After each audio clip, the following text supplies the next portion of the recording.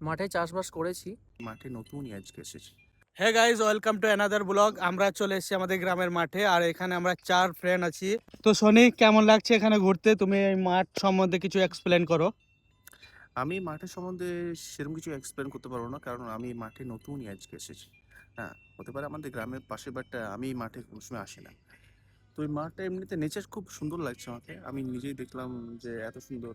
আর পাশে আবার একটা নদীও আছে, হ্যাঁ, যেটা আমি খুব পছন্দ করি বেশি, তোমরা জানো। তো এখানে দেখতে পাচ্ছ একটা ছোট একটা সর্ষের ভূমি, দেখতেই পাচ্ছ সামনে। আর এগুলোতে আজকেই ধানগুলোকে আজকেই পোঁতা হয়েছে। হ্যাঁ। তো যাই হোক, তোমার কাছে পরে আসবো। আমি এখন আমার সেকেন্ড ফ্রেন্ডের কাছে কিছু জিজ্ঞেস করি কিরকম অনুভব ওর মাঠ ঘুরতে। নেচার খুব সুন্দর একটা জায়গা, বলো। খুব ভালো লাগলো, এসে অনেকদিন পরে আসলাম আর দেখে খুব সুন্দর লাগছে।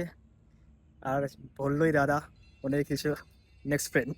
তো হজরত, তুমি এই আমাদের নেচার সম্বন্ধে কি বলতে চাও, বলো। আসসালামু আলাইকুম সবাইকে আমার শুকরিয়া। এক সময় মাঠে চাষবাস করেছি, হয়তো এখন আর সেই চাষবাস করা হয় না। আল্লাহর অসীম দয়ায় একটা জব পেয়েছিলাম, সেই জবটা এখন করছি আপাতত। অনেক দিন থেকেই ভাবি যে আসবো আসবো, কিন্তু হয়ে ওঠে না। কিন্তু আজ বন্ধুদের সঙ্গ পেয়েছি। আমার সিদ্দিক বেস্ট ফ্রেন্ড আমাকে ডাক দিয়েছে, বল চল একটু মাঠ থেকে ঘুরে আসি। তো যাই, এইমাত্র আসলাম, এসে খুব একটা আনন্দ ফিল করতে পারছি। খুব ভালো লাগছে একটা খোলা পরিবেশের মধ্যে। শস্য ক্ষেত আছে, পাশে ধান ক্ষেত আছে, এবং কি সাইডে গম গম চাষ হচ্ছে বা গম লাগিয়েছে।